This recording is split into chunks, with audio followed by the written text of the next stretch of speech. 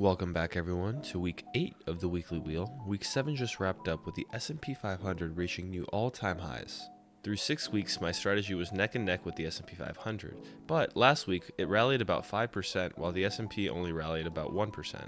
And now my strategy is almost to the 1% per week target that I have. Let's see if we can get there in this upcoming week. With that, remember that none of this is financial advice, just my opinion, and let's jump into the details of last week. Last week, I sold puts for Dell, Micron, and Spirit. Dell continued its upward move in this ascending channel. Micron continued this bounce off support until reaching the top level resistance, and Spirit traded sideways after breaking this descending channel. All three stocks had a positive or flat week and consequently closed above the respective put strike prices.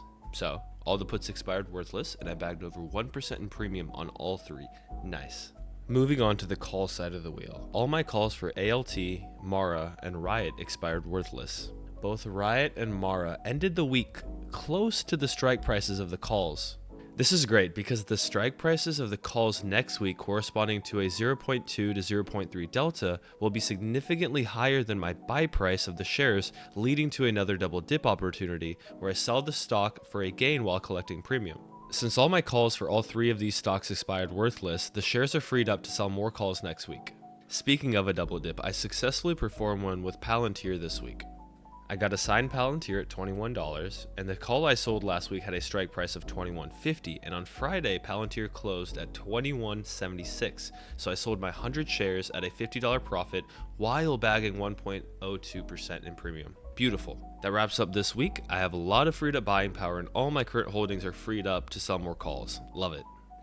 The first stock I like for next week is AMD. Looking at price action over the past few months, there was a head and shoulders pattern that was confirmed when this neckline broke.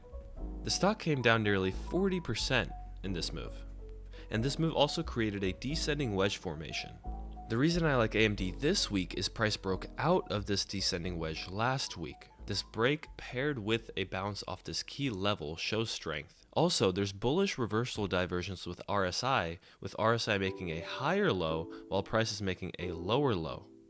This indicates that this downward move may soon be over and be replaced with an upward move. And I think this descending wedge break is just the beginning of that shift in momentum. I think price continues higher to this top key level, or at least bounces between these two levels moving forward. Both are good for the wheel. The second stock I like is Palantir. Price has been bouncing between these two key levels since February. A descending wedge formed and price broke to the upside but was rejected at this top level of resistance. In that break was a bounce off this key level, and we just had another bounce off this key level last week. Like last time, I think price continues higher to test this resistance level. Also, it seems like MACD will flip green here soon, which indicates that price momentum is shifting to the upside. So, I think price continues higher, or at least holds this support level once again. The last stock I like for next week is ARM. Price had been consolidating above this key level for a couple of months after this initial rise. When price broke this key level after multiple attempts, it came down pretty quickly, and the price of ARM was cut nearly in half in less than 2 months. Crazy stuff. The reason I like ARM for next week is pretty simple. After this sharp downward move, price is recovering in this ascending channel. Now I love running the wheel on ascending channels, and this one has 3 touches on the bottom trendline support, showing that it's well established. I think price continues to recover until at least retesting this key level. Price also broke the 50-day EMA last week and is retesting that right now. Holding it would be very good. And lastly, ARM is pretty volatile, so I love the premium it gives.